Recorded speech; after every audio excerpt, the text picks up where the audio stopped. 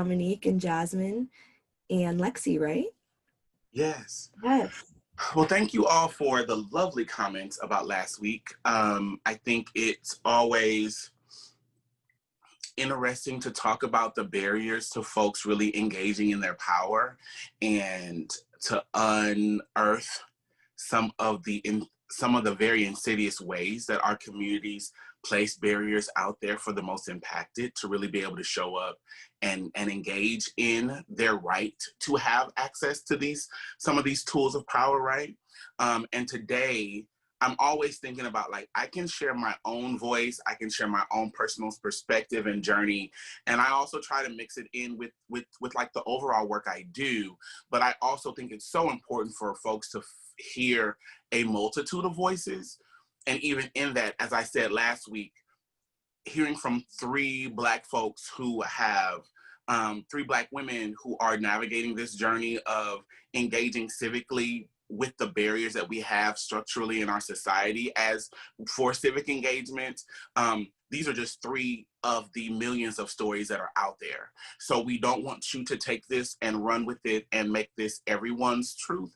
These are our truths. And within our truths, there are going to be places that folks can share parts of understanding. There are going to be moments of empathy and even shared experience, but in that totality of our experience is very individualized. So I want you all to hold that, and I want you all to hold yourself to recognizing that if you individually are going to dedicate yourself to the work of dismantling systems that oppress people and prevent folks from really engaging in their civic rights, and then you all as an agency, as an organization is going to engage in this work, that you're going to have to really take an individualized approach.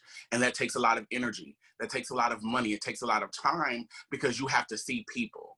I think you all are equipped to do that, because I've been at a multitude of places where the League of Women Voters has been, and they've engaged in folks and they've had those conversations, right? Like, what's preventing you from voting on a one-on-one level? Y'all have the capacity for that, but I'm going to challenge you, and I know definitely my sisters Jasmine and my daughter Lexi is going to challenge you on taking that deeper, taking it on a one-on-one level, and then figuring out how you bring that back to the larger work that you all do. And not just with the league, each of you work in spaces where we're navigating the same sort of barriers. It may not be to voting, but it may be to school enrollment.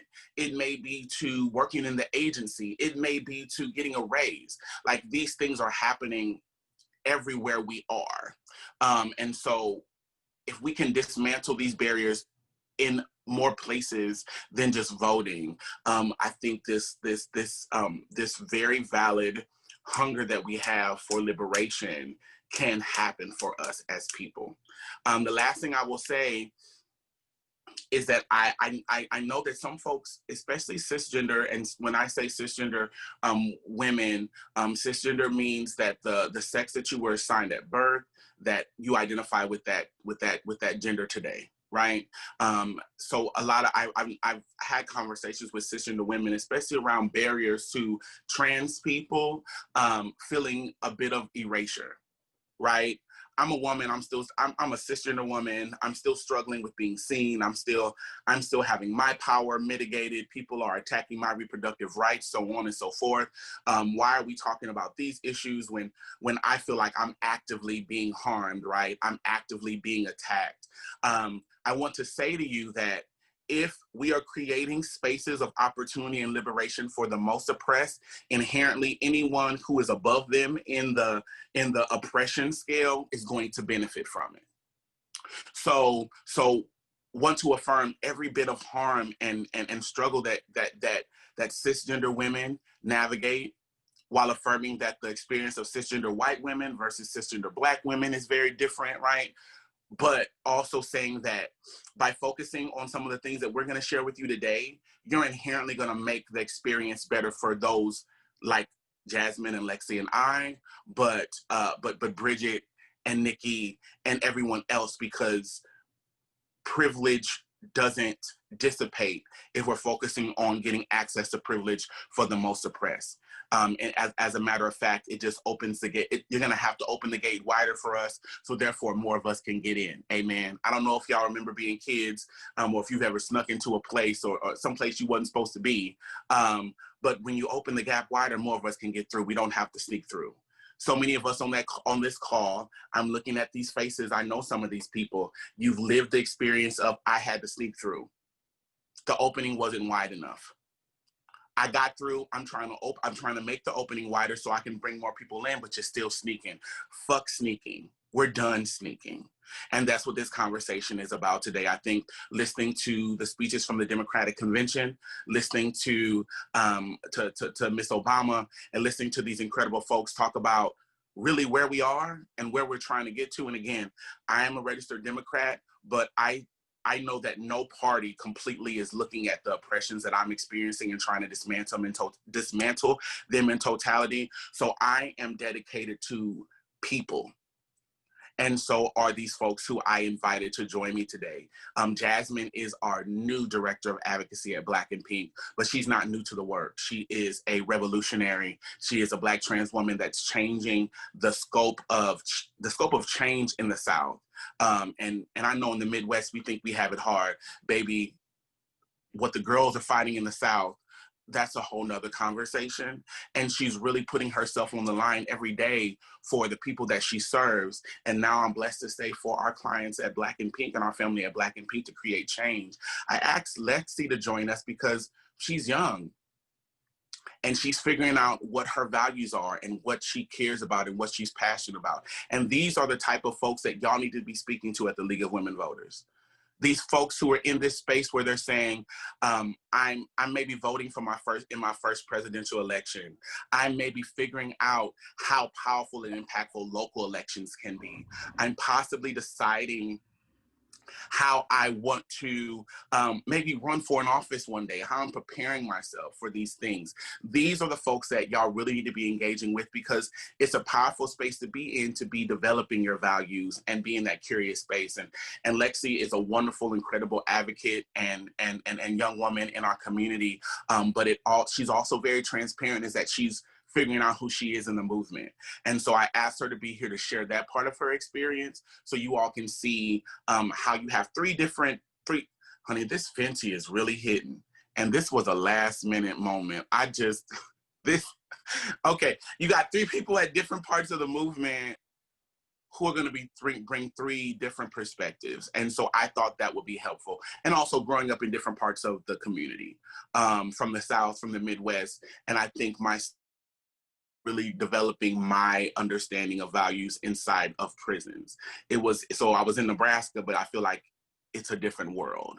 So that's where we're gonna come from. It's going to be like you all are watching us on our couch in our living rooms, except we don't have any cocktails or snacks. You know what? I don't know what y'all got. I just got water. So y'all may have cocktails, y'all may have snacks. That's your business. It's not mine. Get your life. Amen. And we're just gonna have a conversation. We go until 2 p.m. And so like we did last time, I asked you all to give questions in the middle of sections. I feel like with the three of us, I'd rather us just have some conversations. And then I would like us to save the last 15 minutes. So at 1:45, stop us, and then we will go through any questions we have this time. Is that good? Sounds good. Awesome. So my first question for Jasmine and Lexi is, if you feel comfortable sharing this, what has been your experience? And when we're talking about Lexi and Jasmine and I, and really our whole circle, we talk about liberation in varied ways. But in this sense, we're talking about civic engagement from the space of voting and engaging in elections and really understanding how public officials can impact our lived experience.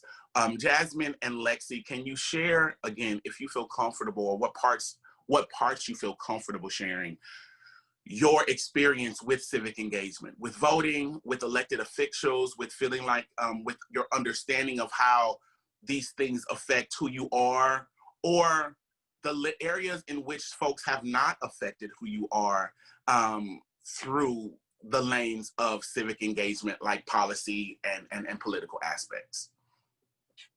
Well, for me, I think that as far as my relationship, I really began to vote um, consistently the first time that our former president Barack Obama was running for the first term. So that was when I really became familiar with the process. And I grew up watching my grandparents and well, my grandmother and my auntie and my mom would work at the polls and like for local elections. So I also kind of began to participate in local elections as well. I think that for me, I had very, very little understanding in the beginning about how everything worked, and then haven't learned. I've learned some more, but I think that what I've been doing lately is trying to participate in some political education sessions to give me a better idea around how our local officials work and how they connects to like the federal level. But yeah, so my relationship historically has been to vote, but I don't know if I've always been taught um, how those offices show up in my everyday life,